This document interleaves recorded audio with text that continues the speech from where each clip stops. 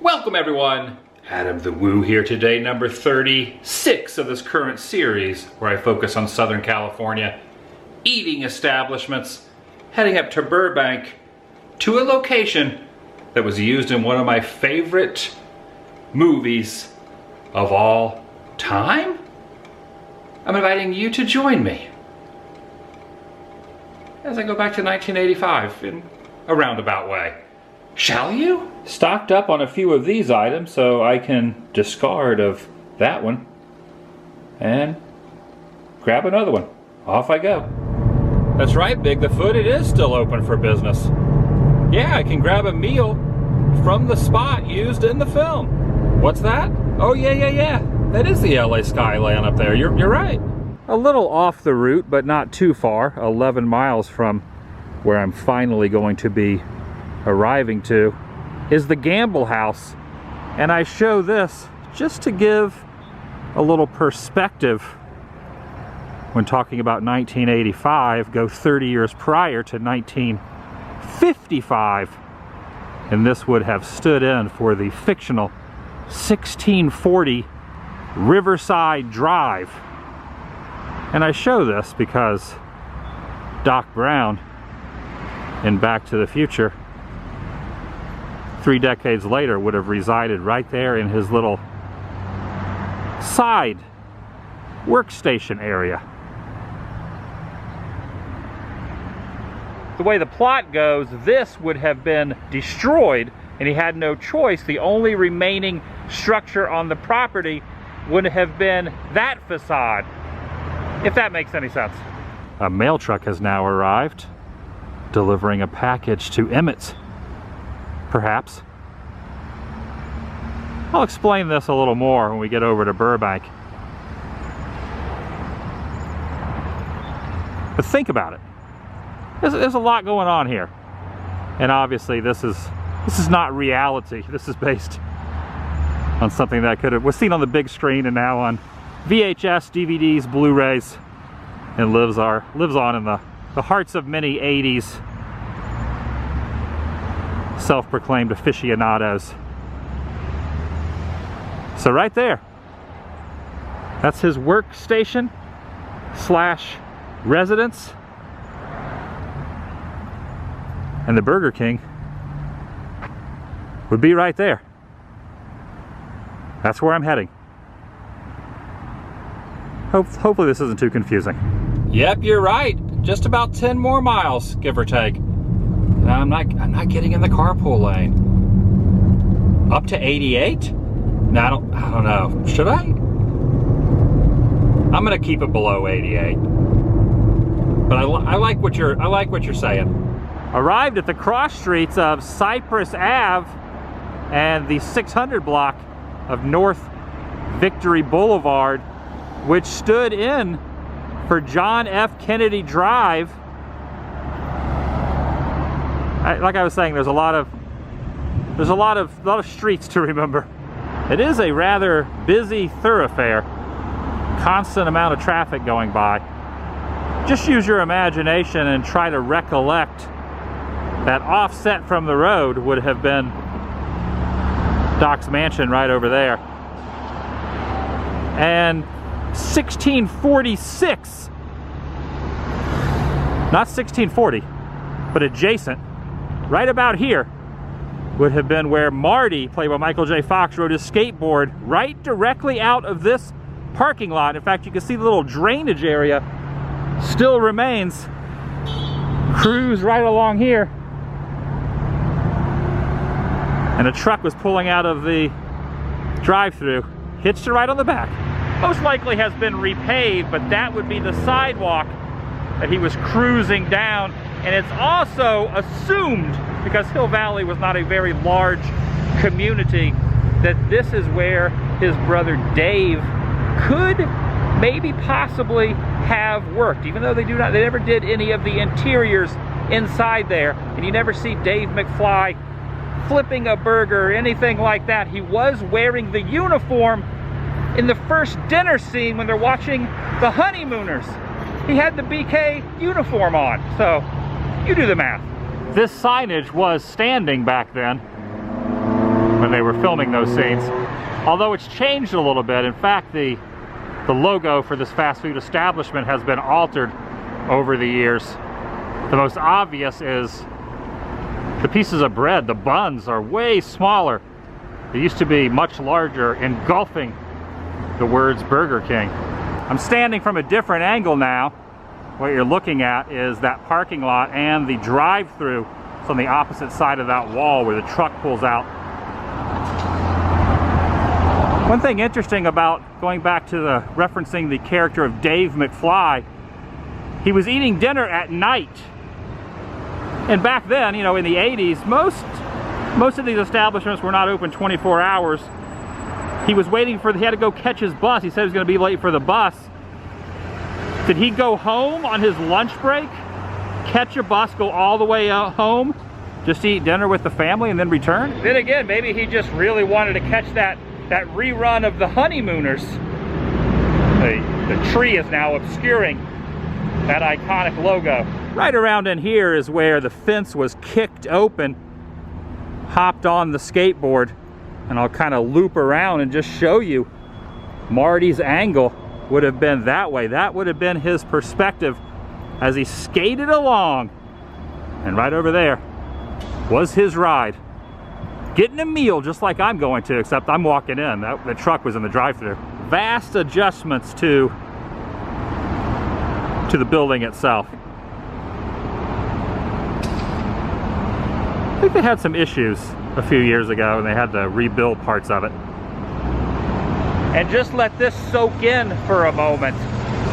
This was the first exterior location shown in the trilogy when Power of Love by Huey Lewis starts to blare its beautiful song noise.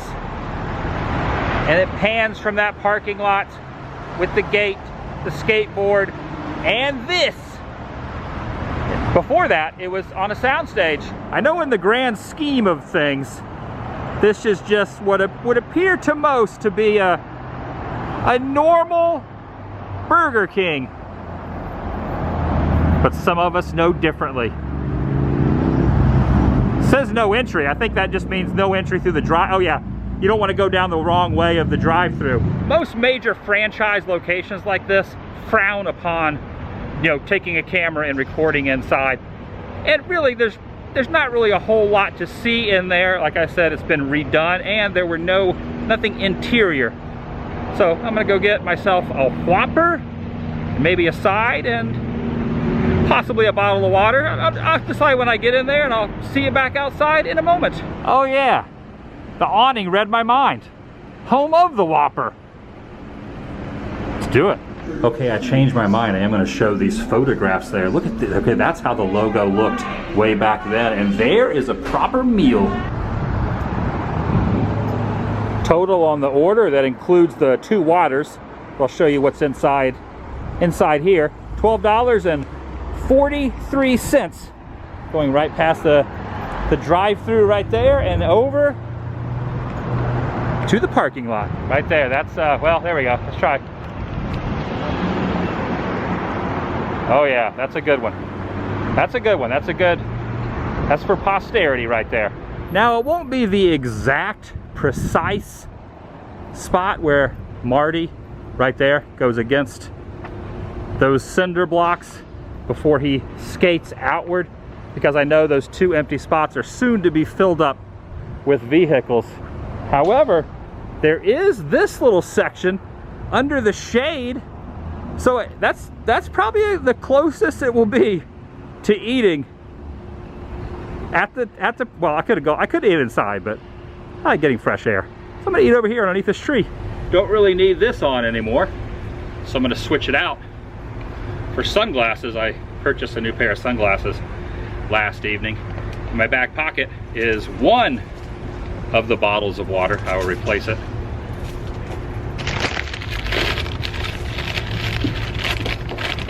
Hello. And here is the other bottle of water. Someone in that alley right there saying, what the heck is that guy doing? I have opted away from fries and gone with some delicious looking onion rings there, and a Whopper. They asked me if I wanted cheese. I said, oh heck yes, give me some cheese. And the sauce. They didn't ask me what kind I wanted. They just threw the zesty right there. A couple of napkins. It was rather busy inside of there, to be honest. The unwrapping begins. America's favorite burger, inscripted right there on the side. Oh yeah, it's been a while since I had one of these sandwiches. Got the lettuce, we got the cheese, we got tomato down in there. Yeah, I can see a healthy looking tomato. Onions, I love freshly sliced onions. Whoop, the tomato just kind of careened itself down onto the top of the lettuce and the patty, and ooh, got some pickles there. I do love some pickles. It's happening. Got a lot of foliage. A lot of branches. I can't even tell you the last time, I can't even recollect the last time I had a Whopper was. Now for me, as a child and even into my older age, my dad still to this day tells a story, and I'm probably going to misquote him or mistell. I'm just kind of paraphrasing my father, who said, I believe it was when he went to college for the first time. He grew up in Mississippi. I don't think they had this establishment, this fast food joint in his town. He went to college in Atlanta, and the first time he was there, tried a Whopper. Now a lot has changed since those days.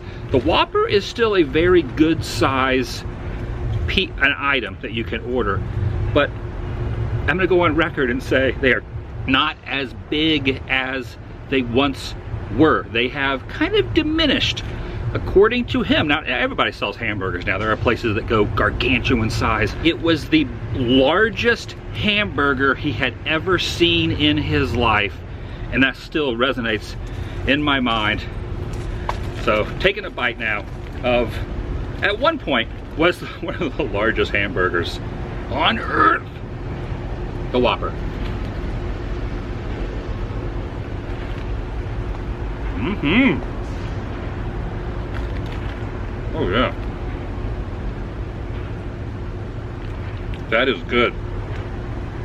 You can taste the flame broiled goodness prepared on a grill, and all those ingredients kind of falling out of the bun there. That is good. You can get it, a regular Whopper does not come with cheese. I added the cheese, hence the name written there on the bottom of the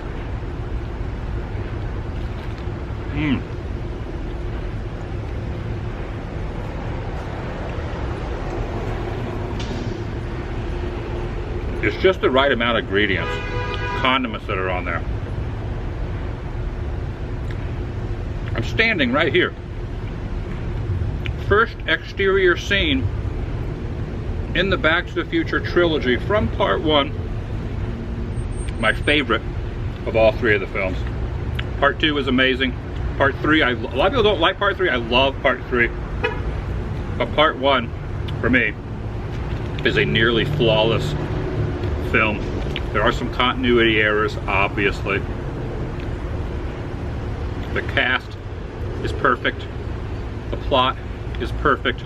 You got comedy, you got sci-fi, you got action, you got nostalgia now that the movie is decades upon decades old. I also like the fact, good old H2O. I also like the fact that it just is the existing 3. There are no prequels. There was the animated series, which really had nothing to do with any of it, just had some of the characters. There are no prequels. There are no sequels after the 3rd.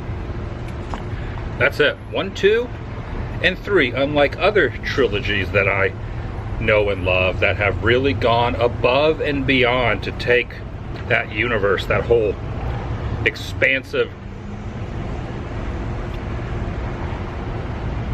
you know what I'm referring to. They have kind of milked it in a way, and Back to the Future never did that. Robert Zemeckis, the director, Bob Gale, the writer, have made statements that that would never happen in their lifetime. Now, I cannot speak for 30 years from now, but as of right now, as of June 2020, there is no word, no rumors. There will not be any sort of Back to the Future 4. It's all left back there in the 80s, 85, 89, and 90. Part 1, 2. And the third. And it makes it something special. It takes it into the realm of nostalgia, not just like newness, even though it all stays very relevant. You know, because, you know, it's out there. Even though the ride at Universal Studios was eliminated, the gift shop is now not a gift shop that sells DeLoreans and keychains and Hill Valley snow globes, and the Simpsons have completely taken over the ride itself. But the love for this, it lives on. Like I say, it's a fun film. It's not reality, but then again, unless you're watching a documentary, what is? You can still enjoy something that kind of takes you away from the real world, and that's not a bad thing. Not a bad thing right now, to be honest. Onion ring time. I'm just noticing here, this kind of keeps up with the theming of everything. You know, a movie, and on the side of this little cup here that holds the onion rings, it says best supporting role in a meal. They might put the fries in there too, but these are onion rings. Mmm, crunchy. Like a crunchy onion ring. And the onions inside. Oh yeah, they got a little potency. Sometimes you can't taste the onions from the batter. It's on top of the onion itself. I will now perch the camera up in this little fork in the tree facing the other direction. You know, just trying to change up the angles. Slightly obscured by the leaves, but it makes for a good shot right there. The onion has kind of dangling right there on top of the bun.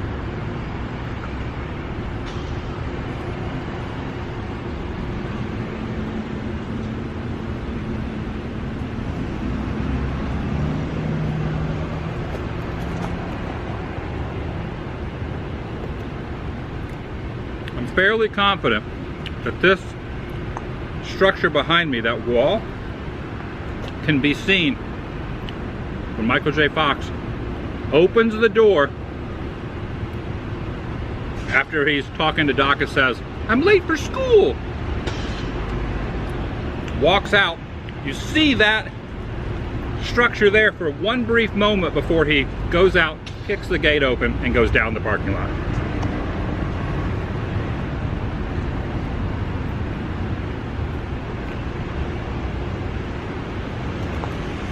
I had thought about getting the double Whopper. Thank goodness I did not. I'm starting to get full after eating half the onion ring, 3/4 of the onion rings, drinking almost one of my waters, and almost polishing off this Whopper.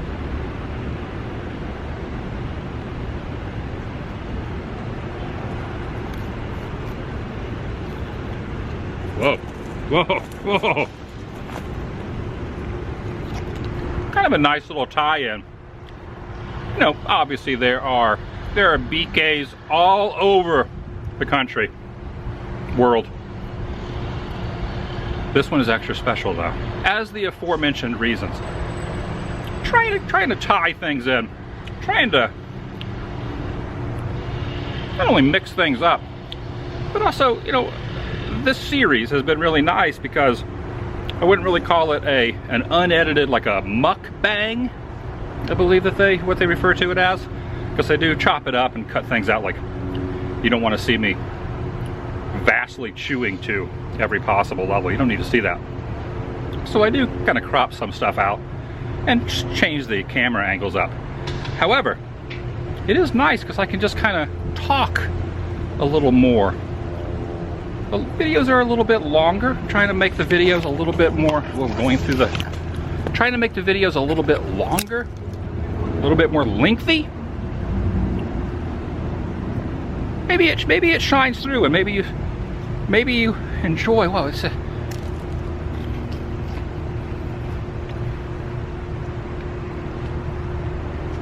Back to the Future Burger King parking lot. Just hanging out, eating.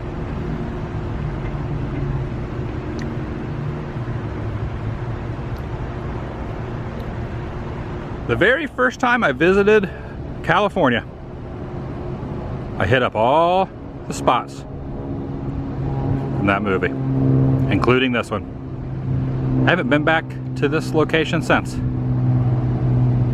Reminds me of the good old days. Well, these still are the good old days, but it reminds me of those good old days. That's gonna do it for today. If you're new here, please subscribe. By doing so, helps keep you in the loop and update on future uploads here on this channel. Take it a step further, ring that notification bell, and if you enjoyed this particular episode, give it a big thumbs up. Lets me know you care. I'll see you in the next video. The vlog is over. Boy, the drive-through line has gotten very lengthy. I wonder what any of these customers would do if myself or Big the Foot boarded a skateboard and hitched onto their bumper. Yeah, I know, Big the Foot. You told me quite a few times, and I get it. Power of love brings back some memories for you of a past love. It does for all of us.